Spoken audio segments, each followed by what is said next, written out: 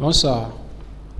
Nous allons très rapidement évoluer avec la suite de notre présentation et lecture de la balance à ces colonnes d'entrée de jeu. Nous sommes allés dans le logiciel Sage Saré. Nous avons imprimé notre balance à 6 colonnes et nous l'avons converti dans un fichier Excel que voici. Et pour faire un très bref rappel de ce que nous avons dit la dernière fois, nous avons notre balance à 6 colonnes, à savoir les mouvements initiaux, c'est-à-dire les mouvements qui ont été reportés au 31 décembre de l'exercice N-1 que nous avons reconduit à ce niveau en débit crédit. Nous avons l'ensemble des opérations qui ont été saisies au courant de l'exercice en débit crédit également, et nous avons les nouveaux soldes qui sont enregistrés après ces opérations-là. Donc nous avons à la classe 1 les comptes de capitaux que nous avons expliqué la dernière fois. En deuxième position, nous avons les comptes de la classe 2, notamment les immobilisations. Nous avons là les immobilisations à ce niveau, les amortissements, voilà les valeurs brutes, voilà les acquisitions. S'il y avait des cessions, on devait les inscrire ici. Et voilà les montants en fin d'exercice. Et également les amortissements de ces immobilisations. Voici les amortissements cumulés depuis la création de l'entreprise jusqu'à la date, jusqu'au 31 décembre 2020. Et voici les amortissements de l'exercice. Et voici le cumul des amortissements de la création jusqu'à la date du tirage de ce bilan. Et nous allons évoluer comme ça. On a rappelé que l'écriture d'amortissement, c'est le compte 68 à 28.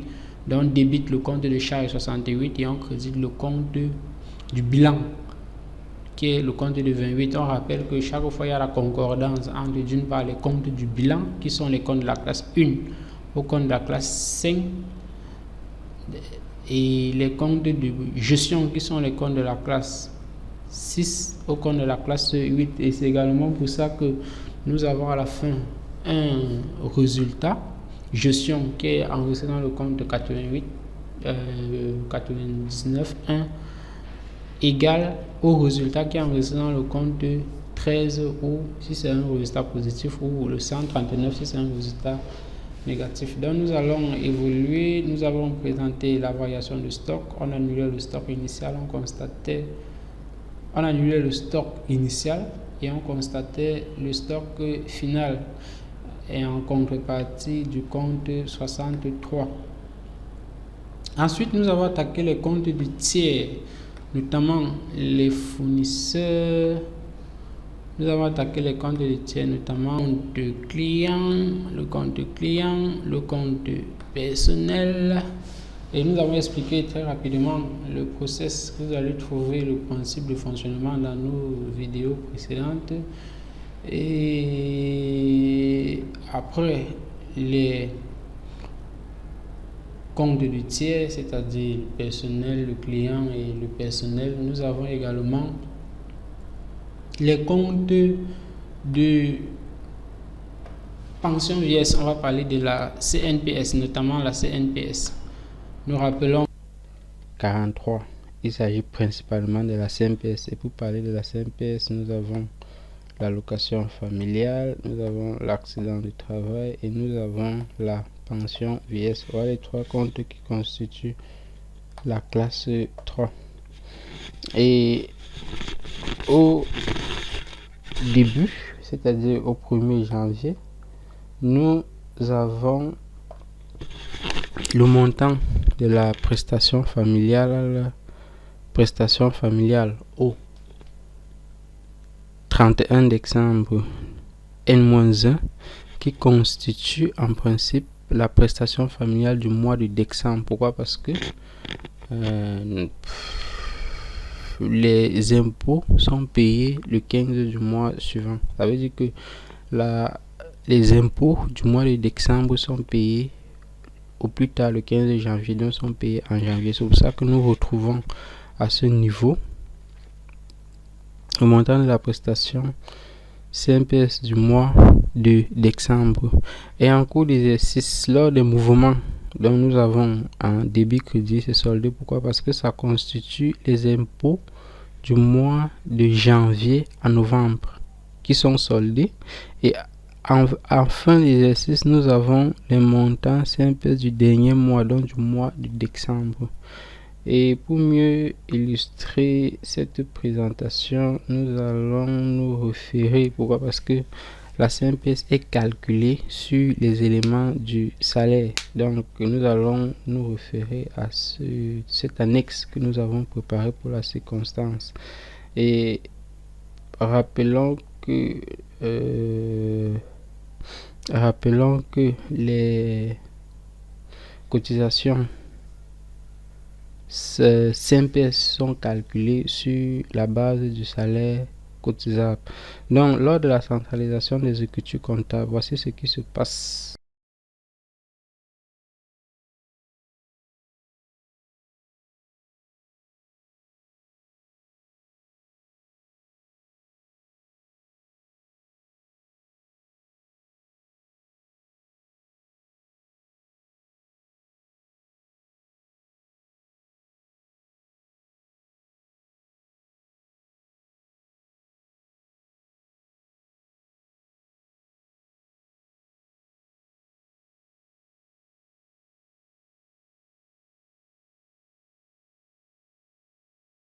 C'est les opérations de centralisation des charges du personnel.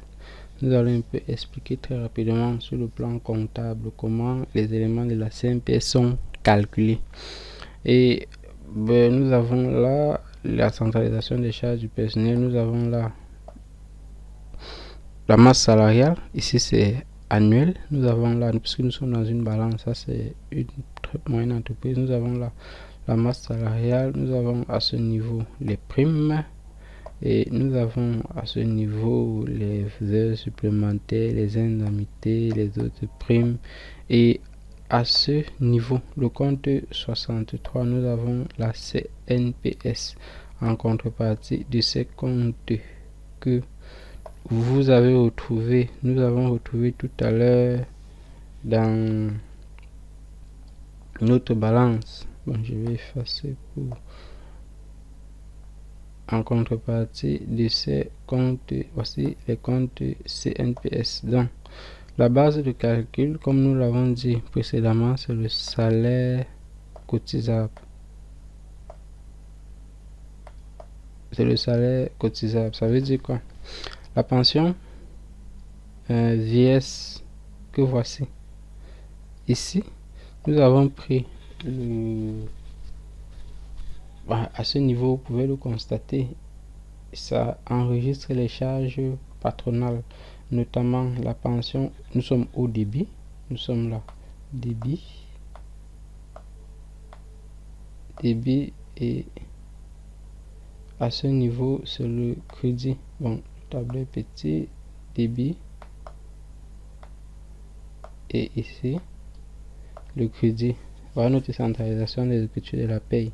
Et voici les comptes que nous étions en train d'analyser. Donc, ces comptes sont issus des écritures de paye. Et nous avons dit que la pension vieillesse représentait 8,4% du salaire cotisable. L'accident du travail, ici, le risque est moyen, représente 1,75% du salaire cotisable. Rappelons que l'accident du travail est suivant, le taux de l'accident du travail est suivant le risque. Nous avons le risque faible. Lorsque le risque est faible, le taux est de 1,75%. Lorsque le risque est moyen, le taux est de 2,5% pour le risque moyen, et pour le risque faible c'est 1,75%. Et lorsque le risque est élevé, en dernière position, le taux est de 5%. Donc ici on suivant le régime 5% du salaire cotisable. À ce niveau, Nous avons l'accident du travail qui est 1,75% et enfin l'allocation familiale qui est de 7%. Donc, ce sont ces opérations-ci que nous retrouvons dans notre balance. Et rappelons que lorsque ces opérations sont débitées ici, ils font l'objet de régularisation. Ils font le compte 43. Ces opérations sont soldées à ce niveau. Ici, c'est en débit, c'est en crédit. Nous avons créé le décalage parce que nous avons réduit cette colonne. Donc, lorsqu'on les solde, ici, c'est le paiement en quelque sorte. Généralement, on solde avec un compte de trésorerie. On les solde avec un compte de trésorerie. Donc, à ce niveau, nous les soldons avec un compte de trésorerie. Et les soldes en fin d'exercice, notamment les cotisations CNPS du mois de décembre, seront reportées dans les à nouveau. Ok, nous allons évoluer avec l'analyse de nos comptes. Et pour rester toujours dans les comptes, les éléments liés au salaire, nous allons sauter ces comptes et attaquer directement les autres éléments du salaire, notamment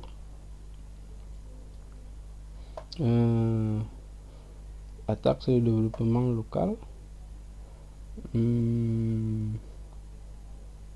la redevance audiovisuelle, le crédit foncier et le FNE. Rappelons que ces comptes sont également issus des comptes du bulletin de paie de la centralisation des opérations de paie. Donc vous parlez de ces comptes, il s'agit de ces comptes-ci,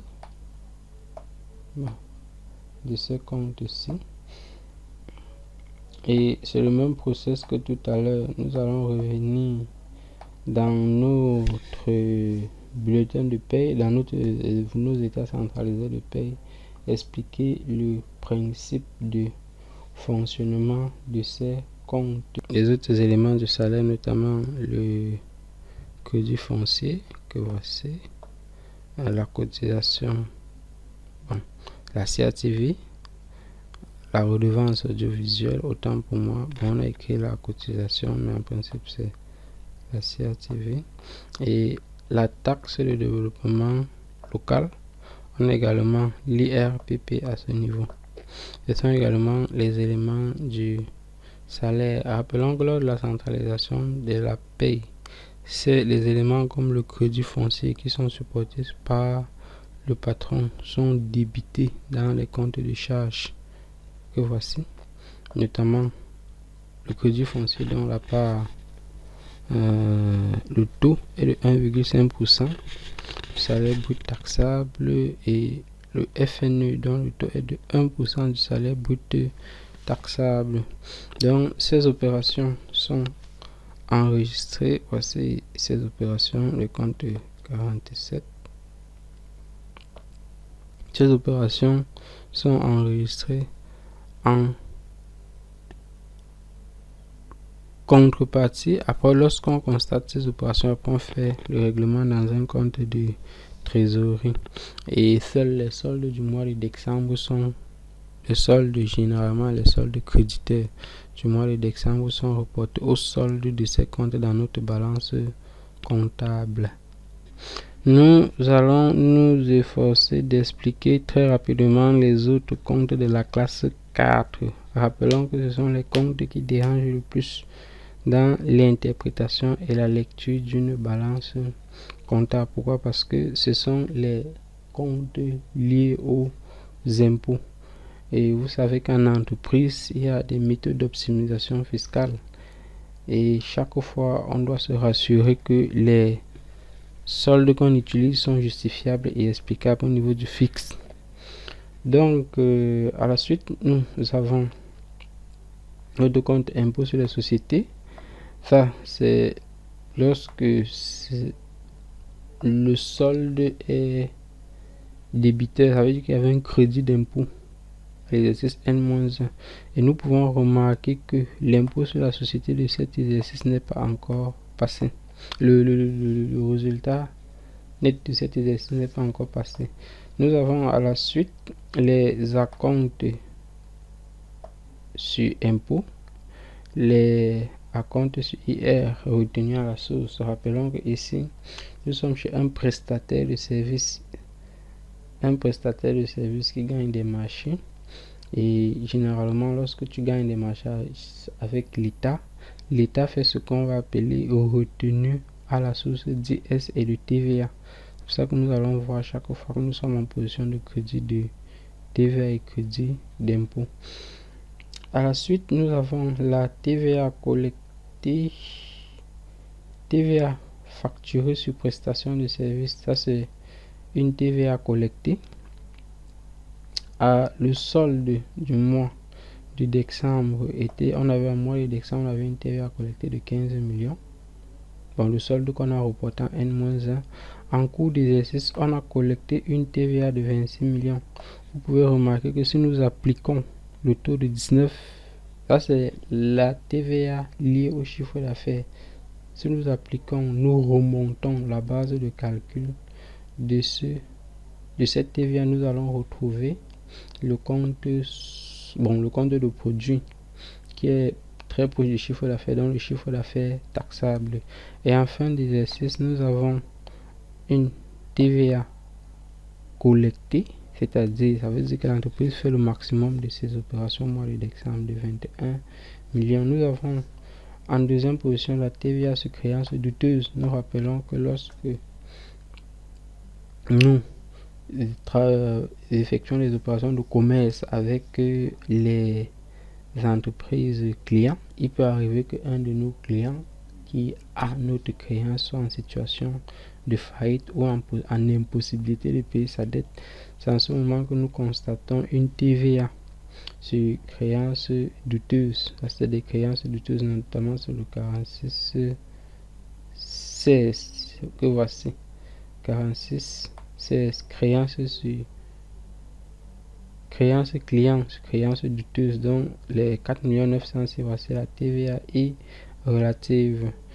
Et nous avons le crédit de TVA reporté de l'exercice antérieur. Donc on avait un crédit de TVA en début d'exercice de 3 millions. Nous savons que le crédit de TVA peut faire l'objet d'appurement en cours d'exercice. Et en fin d'exercice, nous avons une nouvelle TVA. Un crédit de TVA de 1 935 497 francs. Ok, très bien. Rappelons que les comptes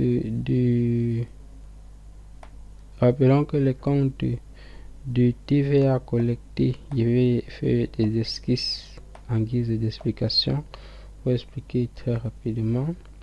Nous, généralement, avec la TVA collectée, c'est quoi? On collecte une TVA dans le compte client lors des opérations de vente. Donc ici nous sommes chez un prestataire de service, donc on aura le 66 prestations de service et on va collecter notre TVA 44,54 TVA sur prestations de service. Et vous voyez que ici nous avons débit, ici nous avons le crédit. C'est pour ça que vous allez remarquer que le solde du compte TVA collecté sur prestation de service est créditeur, est généralement créditeur. Et tout à l'heure nous allons parler de la TVA déductible. Pour la TVA déductible, généralement déduit sur les achats, le phénomène est un peu contraire. On va mettre tout, on déduit sur les achats 60, je vais mettre 62, bon, achat de matière, et on va mettre notre 44.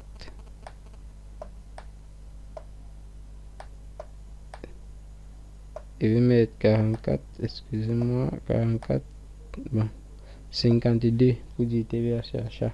Et à ce niveau, on achète généralement chez les fournisseurs. On aura un solde de TVA généralement débiteur. TVA sur achat. Ça peut être des matières, ça peut être TVA déductive en quelque sorte. TVA généralement. Et à la fin, on va contrepasser nos deux comptes de TVA pour ressortir soit au débit une TVA retenue à la source. Généralement, dans le cas d'espèces, on a utilisé le 44.9, une TVA. Vous pouvez rentrer dans vos plans comptables respectifs pour trouver le compte d'utilisation de la TVA, soit un crédit de TVA, soit une TVA due, et soit 44.1 pour une TVA due. Donc, je rappelle que en fin d'exercice ou en fin du mois, si on veut régulariser chaque mois, on débite notre TVA collecté et on crédite notre TVA déductible. Il va en ressortir un solde. Si notre solde est créditeur, c'est une TVA due. Si le solde est débiteur, c'est un crédit de TVA. Donc ce sont ces comptes que vous allez retrouver les soldes à ce niveau. Ok, très bien. Pour les explications, nous allons évoluer. Si vous avez des questions, vous posez tout simplement en commentaire et ensemble on va essayer de trouver des éléments de solution. Donc très rapidement après la TVA déductible, nous allons attaquer la TVA déductible après la TVA collectée. Pour TVA déductible ici, nous avons la TVA récupérable sur achat, TVA récupérable de prestations de services. Quand on parle de prestations de services, il peut s'agir de l'électricité, il peut s'agir de la connexion internet que vous consommez chaque mois et ainsi de suite. Donc, étant une entreprise qui gagne les marchés publics, cette entreprise ne fait pas beaucoup d'achats. Pourquoi? Parce qu'ils font une prestation de service. Donc nous avons une TVA à collecter qui sont des comptes, comme je vous l'ai dit tantôt, généralement débiteurs. Que voici les achats. Ils ont fait très peu d'achats.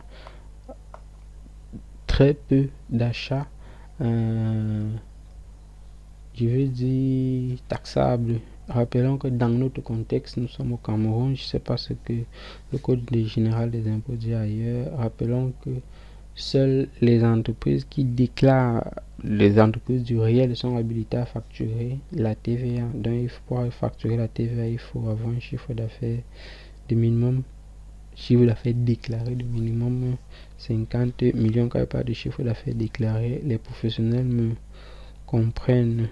Ok, très bien, nous allons évoluer. Bon, enfin, ça c'est les TVA du mois de décembre. Pourquoi? Parce que comme par cette l'écriture de régularisation que j'ai expliqué plus bas, on ne considère pas le mois de décembre, sachant qu'on va les payer au mois plus 1.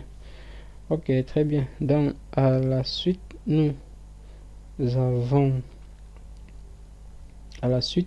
nous avons expliqué les comptes de CMPS, les comptes d'IS, les comptes de TVA collectés, les comptes de TVA récupérables, les comptes de crédit foncier, et nous allons attaquer les précomptes sur achat.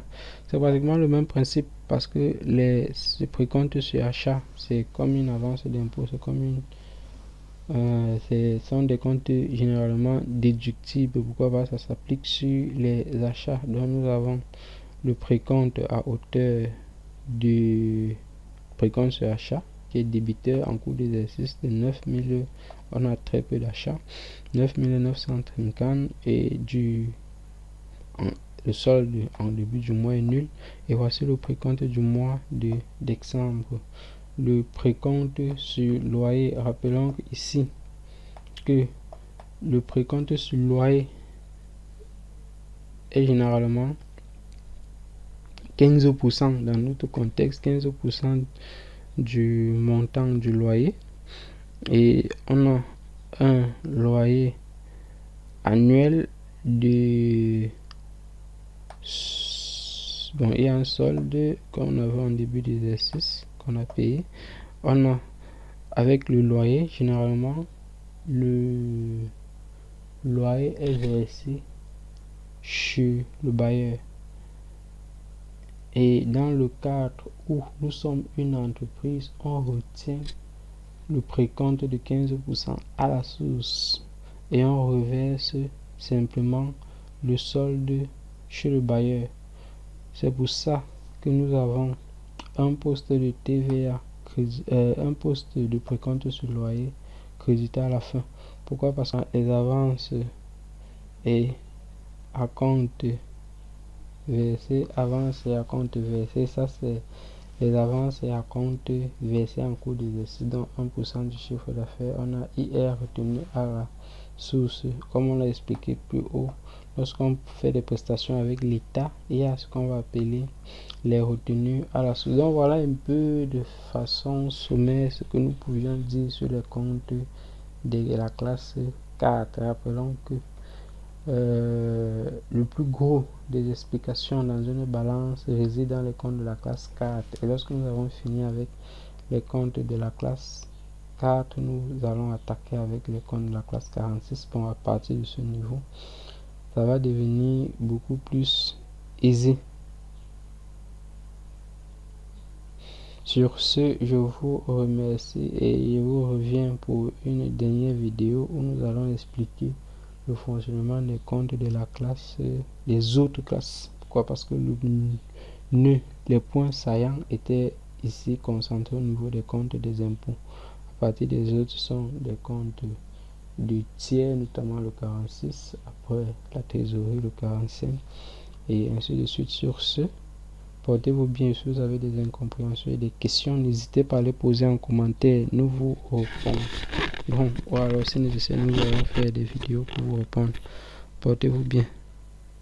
Et n'oubliez pas de vous abonner à la chaîne pour qu'enfin, ensemble, nous puissions faire des partages et des recherches en comptabilité. Portez-vous bien.